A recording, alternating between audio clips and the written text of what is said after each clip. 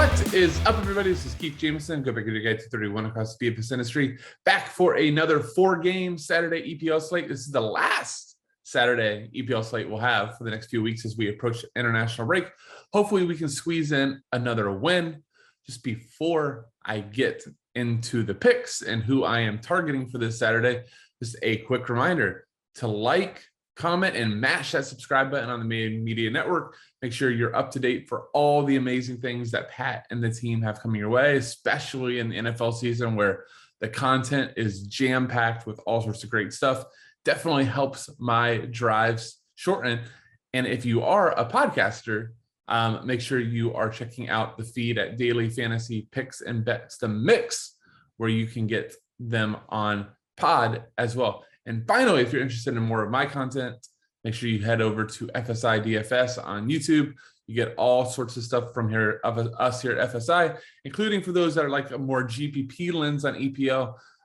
My guy, Alex Hooper, does a great job on what we call our Golazo show, where he goes over some GPP type of ideas. Whereas this is more generated. This is your first time watching. This is meant to be like an optimal lens. If we don't have goals, right?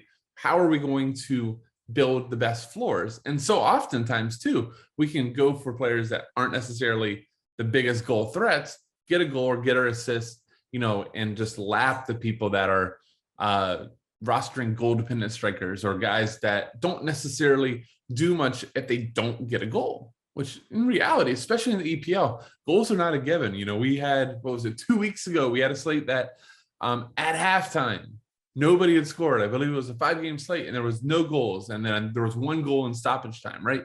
So especially in lower scoring type of contests, which we're going to potentially have here, there are not like goals of flowing coming up. We would really like to build in those floors. So let's just get into those games real quick. Biggest favorite in the slate is Chelsea minus 278 to Southampton. That would necessarily think of one that, oh man, that should be goals of flowing. Not so much with Chelsea right now, 2 straight games. Now, granted, 2 good teams, right? They played Juventus in the Champions League, Manchester City at home, but neither time did Chelsea look like they were ever ready to score a goal. We'll get into that a little bit more here shortly. Second biggest favorite, Wolves at home, minus 162 to Newcastle. Wolves will definitely be looking to try to get some momentum there. Leeds minus 142 home to Watford. And finally, Burnley minus 118 home to Norwich. At the top, we are starting like my guy. Like if you've been watching these shows since I've been on the media network, if there is a slate that Leeds has been on that I did not mention Rafinha, shame on me because I think I rostered him just about every single time. Rafinha at 10,700 did come off injured last game. He is fully fit according to Bielsa. When Rafinha is fit, he is my dude. Just takes a sheer set pieces.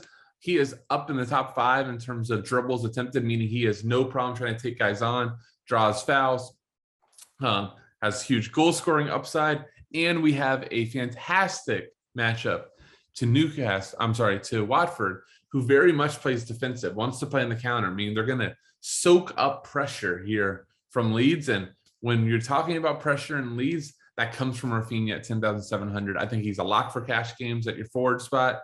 And even in GPP, it's hard for me to see getting around him. So 10-7 Rafinha, I absolutely love. Romelu Lukaku at 10-5, I think is one of the biggest decision points on the slate, meaning this is going to be where a lot of people change or differentiate their lineups. If you build Romelu Lukaku with Rafinha, you're going to have a much different look to your lineup than somebody that drops down, does like a Sarr or a McNeil or if like a Traore is in. But let's give the case for Lukaku, then I'm also going to give the case away from Lukaku.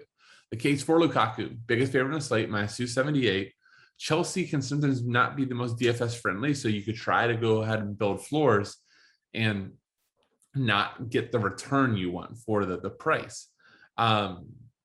Big highest goal scoring odds on the slate, and Romelu Lukaku is one of the top 5 strikers in the world. All that being said, I don't think he's a lock by any means for cash and single entry, and maybe even as a good GPP fade considering how owned he's going to be. Like I just mentioned, Chelsea now have gone 2 straight games without a goal. They have struggled at times. Even if you go back to the Zenit game in the Champions League where Chelsea was a huge favorite, it took until I think it was the 75th minute for them to score. And, it was through Lukaku, but there wasn't much else that Lukaku did other than the goal. That would be the biggest, trying to think of the right word, detriment, or the biggest, argument I can make against playing him is that at 10-5, I can dodge one goal. If Romelu Lukaku ends the game with 14 DK, he's 50% owned, and I don't take him, I'm not that worried about it. I can make up 14 DK, especially for 10,500. What I can't make up, 30 DK. You fade Lukaku, he scores 2 goals and gets an assist, close the app, close the computer, throw it out the window. You're not going to win. It's going to be very, very hard. You're going to have a lot to make up, ground to make up. So that's kind of the Romelu Lukaku thing. I think there's a very good chance he does score here. I don't think Southampton by any means owes the pushover. We saw them stay really, really strong versus City at the Etihad. Probably should have won the game. They had a tough game versus Wolves last week where they probably feel hard pressed not to get a point. But I think Southampton's a good team, so I by no means think Lukaku is a lock. But I do not fault anybody for playing him either. So way to straddle the fence there, Keith. All right, let's move on to Ismail Assar. He's more my type of player as a forward. He now has every single game double digits this season in the EPL, with or without the goals. So if you take away the 10 DK last week at the goal, he just got to 10. No set pieces, but he still leads Watford in crosses. Much like Rafinha likes taking guys on, likes to get the byline. It's just awful to defend him. So fast, so quick, so many moves. So I love Ismail Assar. I don't think I will be on him in cash either. I'm going to go to my preferred forward. It's going to be 2 down, Dwight McNeil. We'll get there in a minute. But, potentially open game, especially if Leeds scores early, then Watford's going to have to come out of that defensive shell and push a little bit, try to get a goal. The biggest thing is even if Watford stays defensive and 0-0 at half, Ismail Assar is how Watford breaks out. It's how they counter. It's all through Ismail Assar and his pace. So do like to play at 9,300. Mason Mount at 8,500 may finally be fit for Chelsea.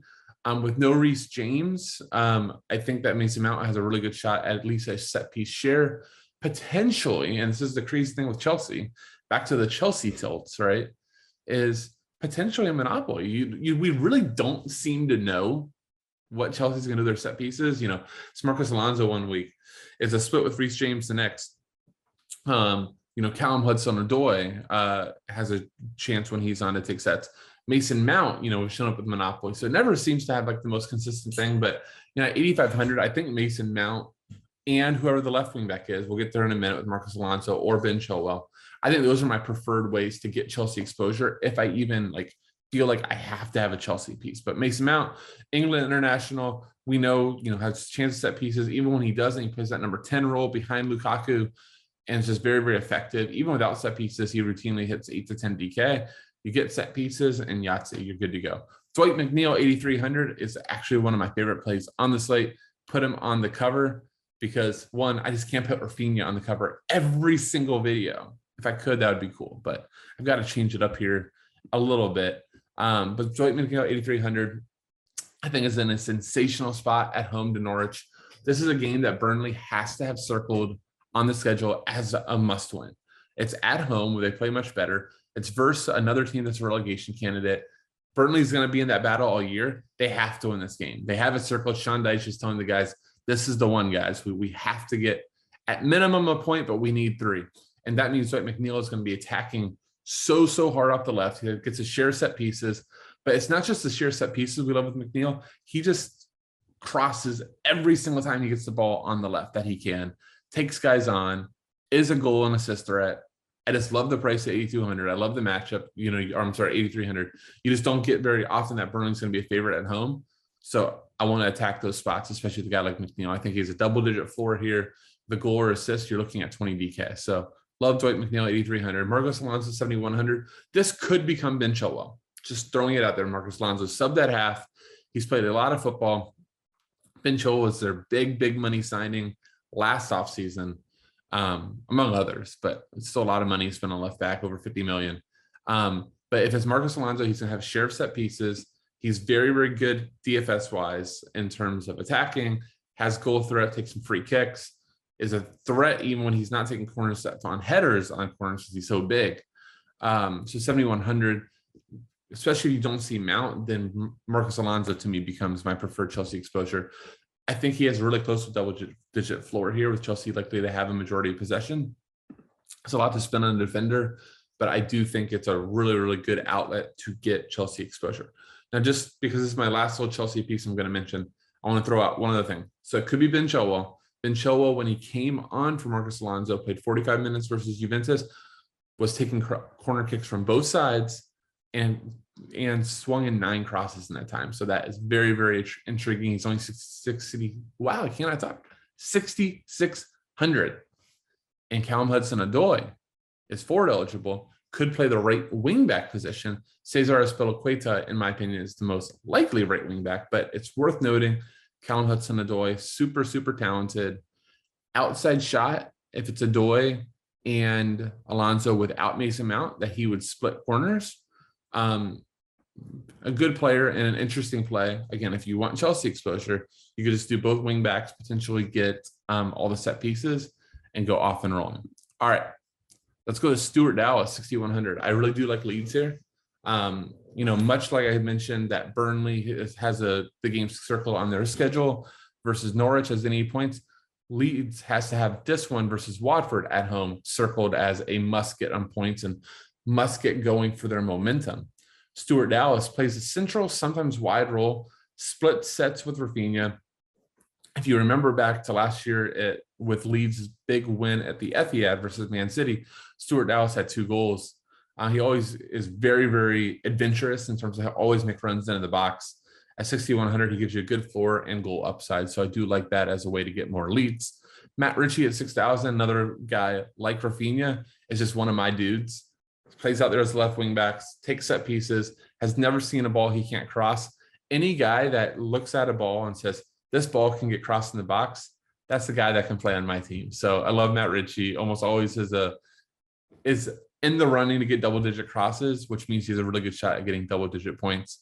Additionally, from a game flow perspective versus Wolves are not like a ball-dominant team by any means now. Especially if they get a goal early, they don't mind going back and sitting back and accepting pressure, which at that point is when Newcastle just throws tons of balls in the box. So if you play Matt Ritchie, if you play any Newcastle players, root for a Wolves goal early. That'll like lock you in for a massive Matt Ritchie game.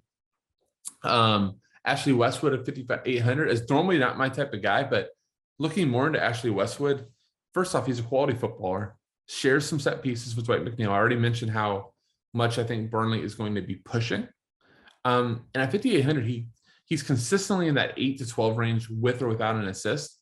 And in this game, in this positive game script versus Norwich at home, when we know Burnley's going to be pushing, I think that there's going to be a lot of corner kicks for Burnley.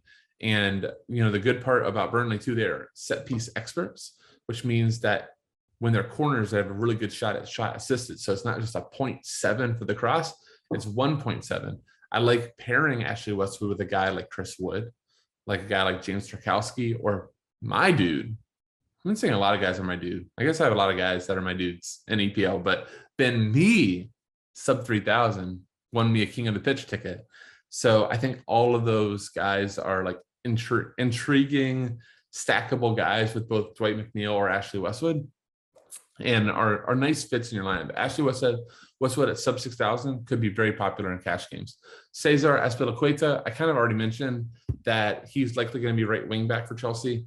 Again, if you fade Lukaku and you go, well, I think Chelsea's still going to have a ton of possession, they just might struggle to score, then those wing backs, Azpilicueta, or it could be Hudson-Odoi, like I mentioned, and then Marcus Alonso or Ben Chilwell, those guys are going to be crossing the ball a ton into the box, especially as Chelsea starts to struggle, like we saw versus Juventus. So 5,100 would be a nice price on him.